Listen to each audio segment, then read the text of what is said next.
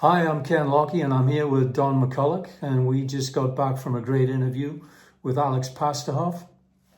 Yeah, great time. Really enjoyed speaking with him. Here it is.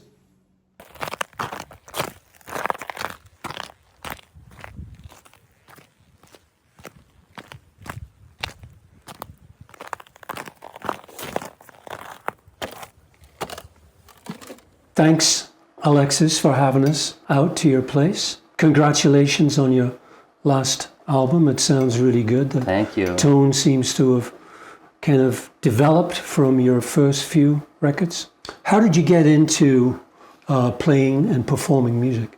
Yeah, well, first, thank you guys for coming out here. I really appreciate it. It's always nice when people have some interest in what you're doing.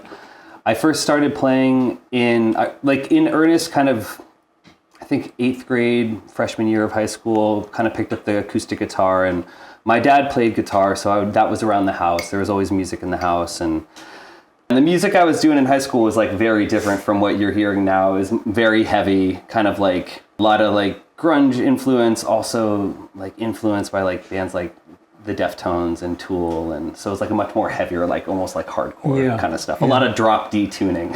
Yeah. Were you playing shows with this band? Yeah, we did. We would play shows. You know, oftentimes it was like a battle of the bands, or it was in like a high school auditorium somewhere, or we would just play shows at like a house party. So you ended up in New York at some point, right?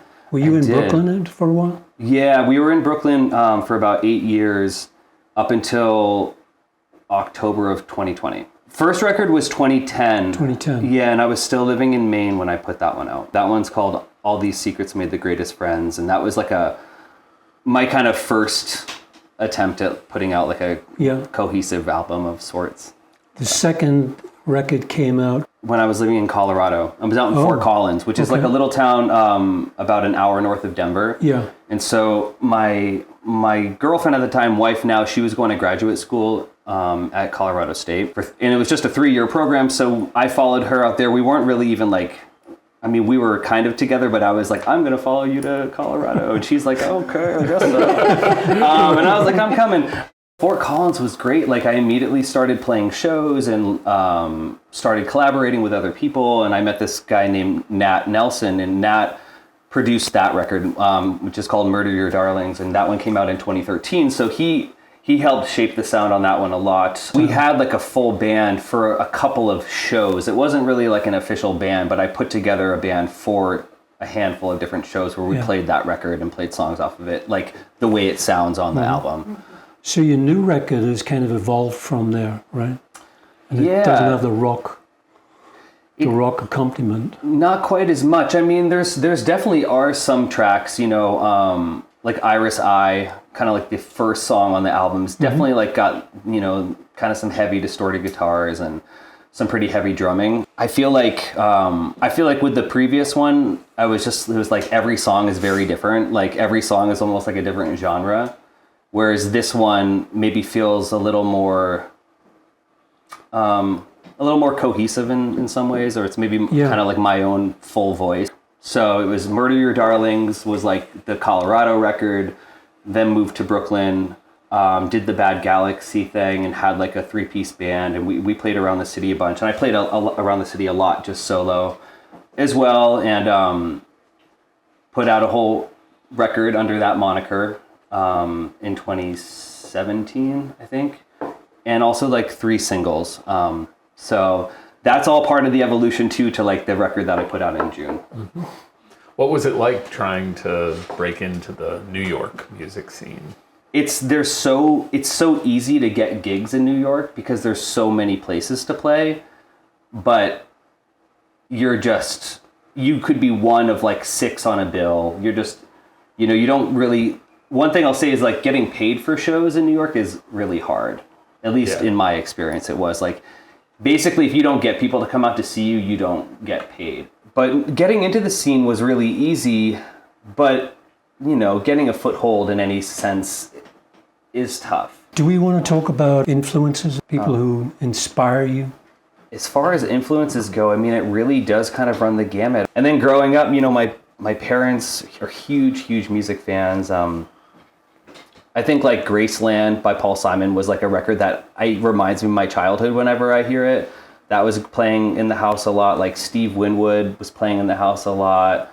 And then of course, just like classic stuff. Like my dad was really into Hendrix and Cream, and my mom was much more into like contemporary music, which is cool, even though she loved the old stuff, but she'd be listening to like Janet Jackson or like Belle Biv DeVoe.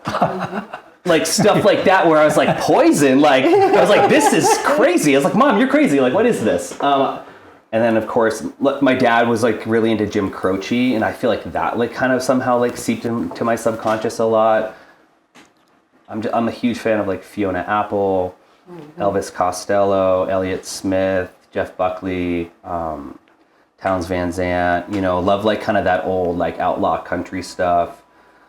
Really like anything that feels like authentic and honest, and you know, is like saying something. So is this a good point to ask you about your songwriting process? For me, the writing really just often will start with like stumbling upon some kind of melodic idea. It could be inspired by just like one sentence, or it could be which is often maybe like kind of inspired by some kind of like, you know, emotion, some kind of feeling.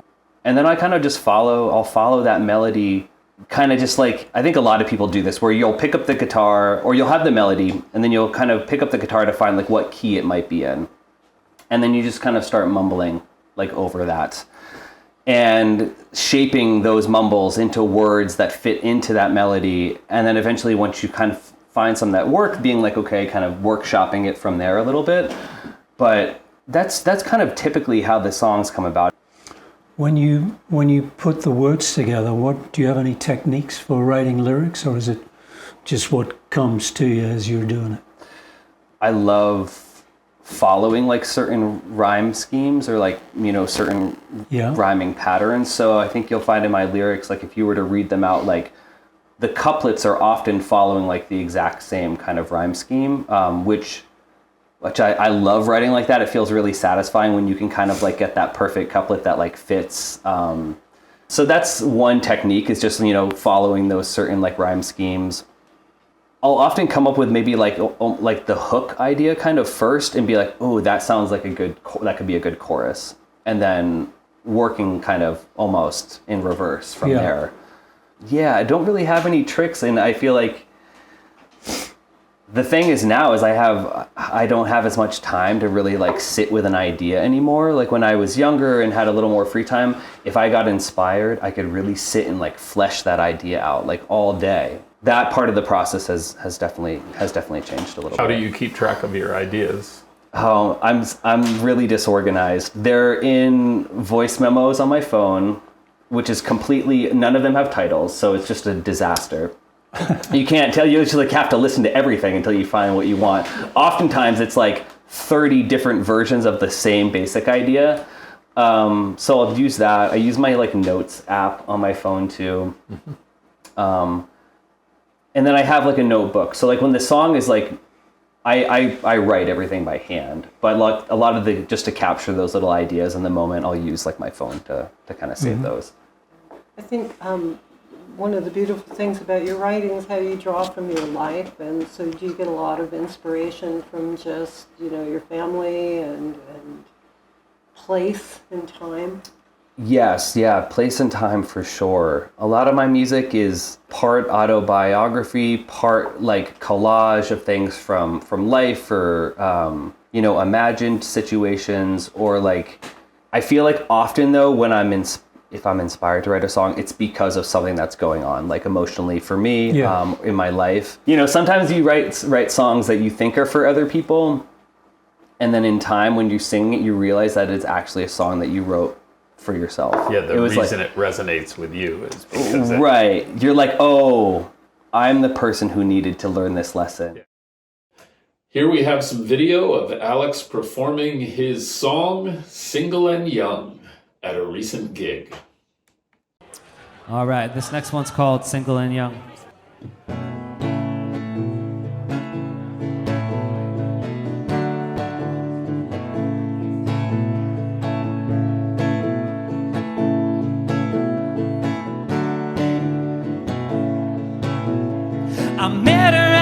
party in the borough of Queens while I was rolling up a smoke on the steps. We bonded over our mutual love for the vodka and the New York Mets.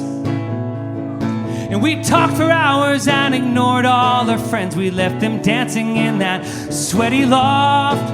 Oh, and I told you things I never tell anyone. I could have sworn that we were hitting it off. But it's alright, 'cause we're single. Oh yeah, we're single and young. And you don't wanna break my heart, and I don't wanna fall in love.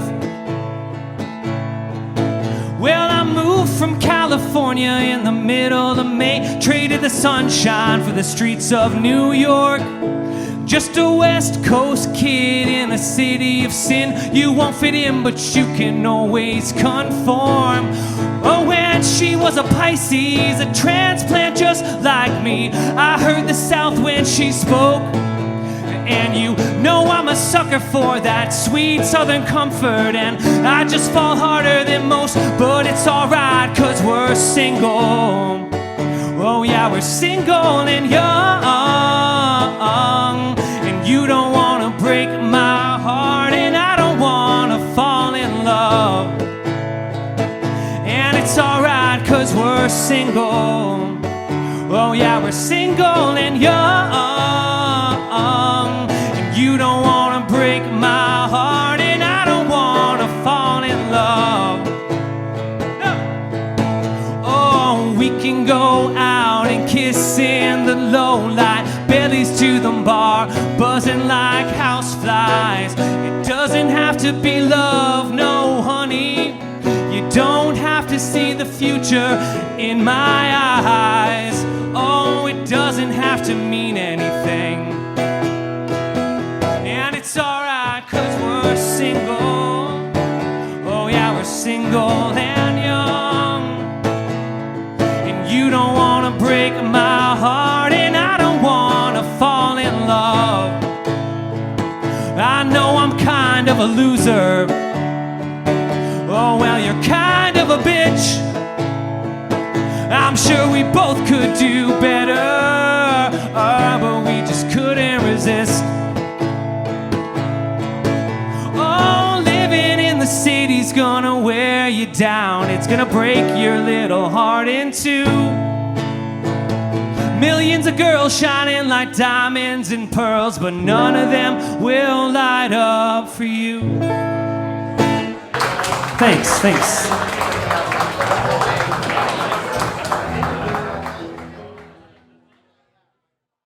Let me ask you about your gear. I mean, I love gear. I've had the same guitars for 20 years. What do you got in terms of guitars? I have like a Taylor acoustic guitar that I play, and I've had that for probably 15 years. I have a Fender Strat, which I love, but is sadly in the corner because it needs work. Love that one. I think it's like a 98.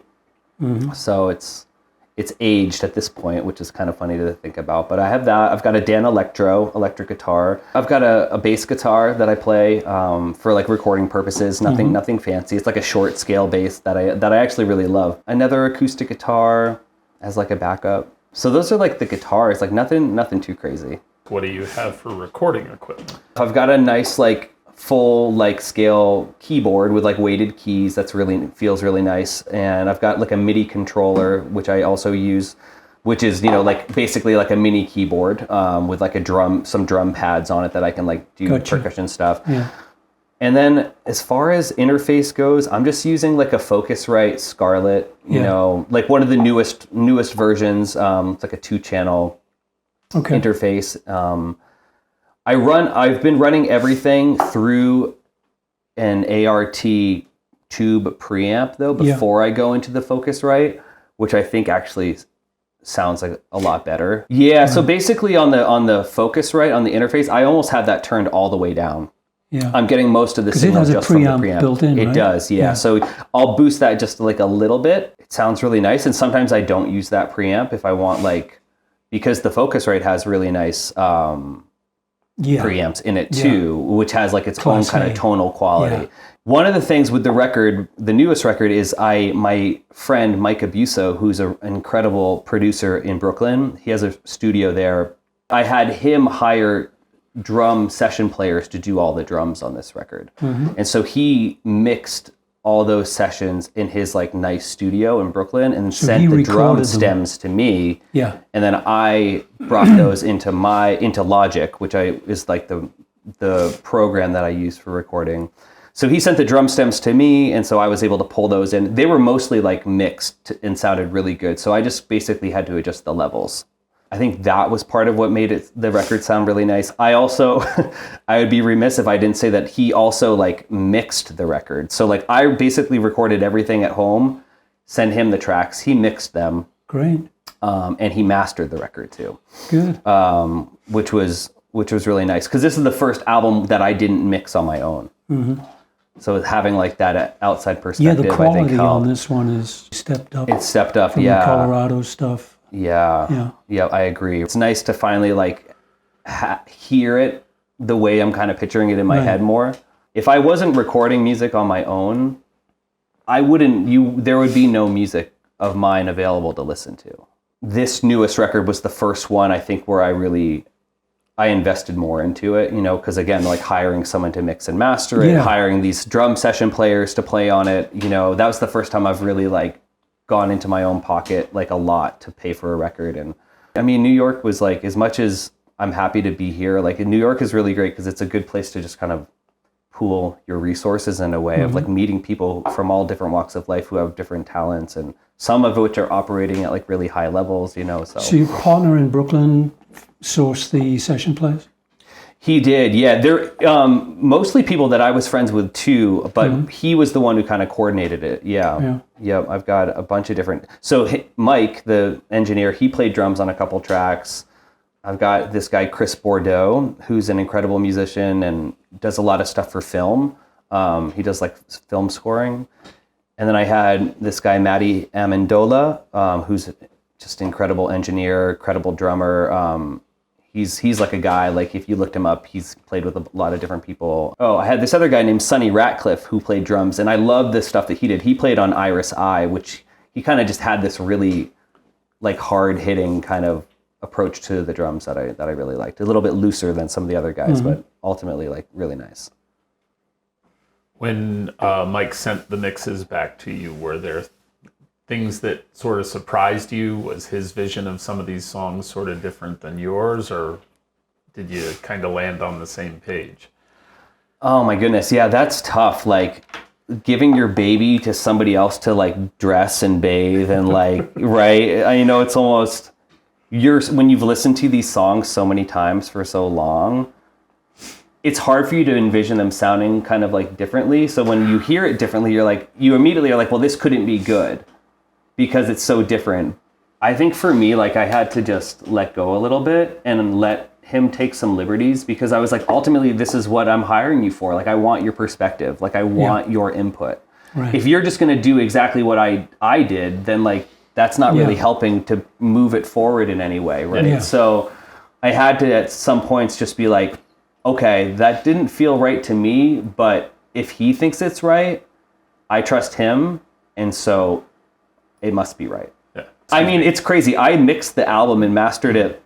I mixed it and then I had it mastered like, I think I just used like some AI mastering technology, and it was sounding really good. And I was like literally like a click away from like posting it. Yeah.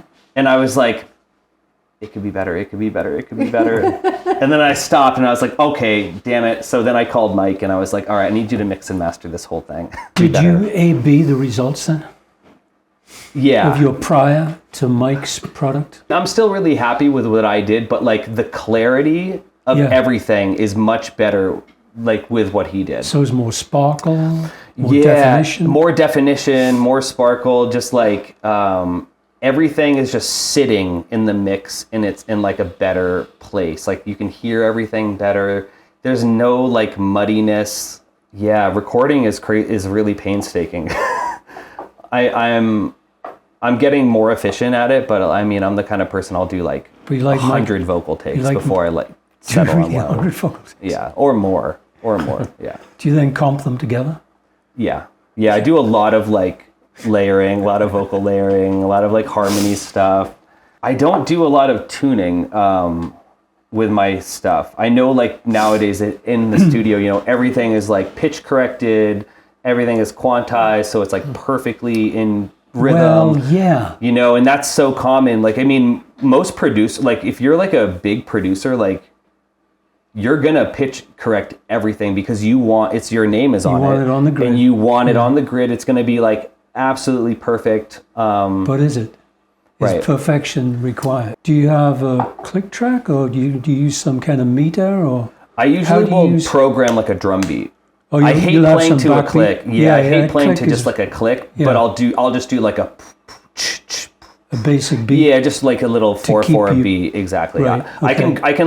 I can kind of groove to that much easier than a click. And then dispense with that. And Yeah, and that works perfectly. Yeah. Yeah. This newest song that I'm doing, I hired a local drummer, this guy Josh Francis, to play drums on. He lives in Brattleboro, and he did an incredible job with it. And then of course, like he sent me his own mixes, and they sounded great. But I just love mixing. I mean, it's fun to just play around with it. So I ended up mixing the drums on my own, and I think it came out sounding pretty good. So I was just listening to some mixes of it last night out in the cabin, sitting around the fire, like listening back and just making little, you know, just thinking about it, making little changes, trying to stay excited about a song that I've listened to 1,000 times.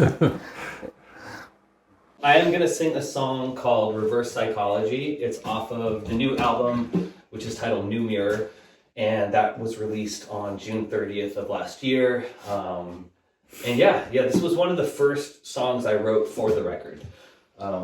It's kind of it's a very like kind of tongue-in-cheek song, almost about the concept of like trying to use reverse psychology on yourself. Okay.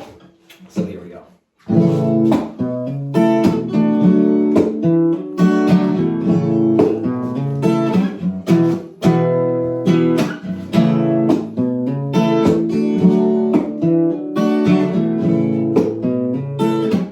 Feels like I'll never get out of this.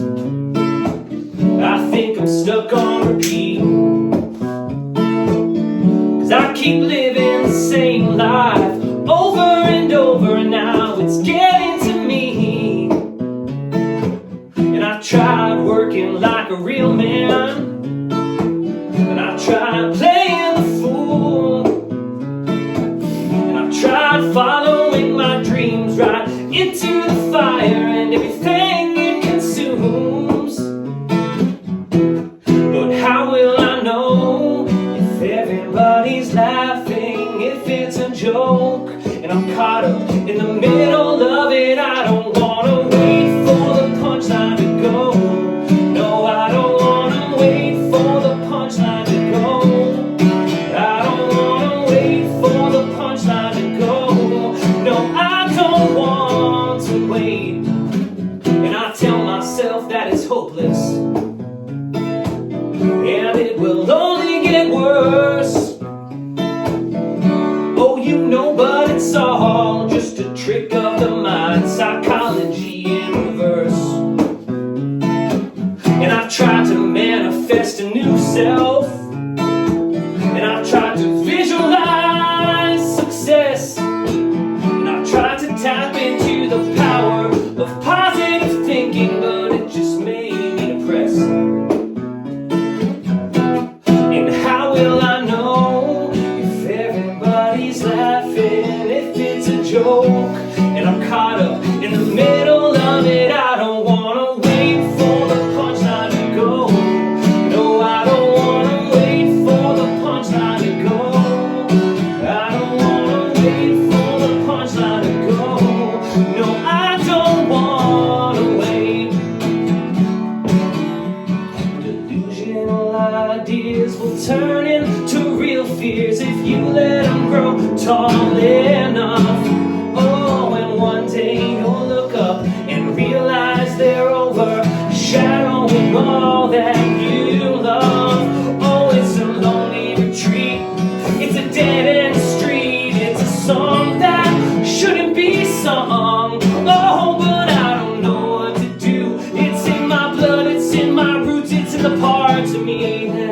can't touch.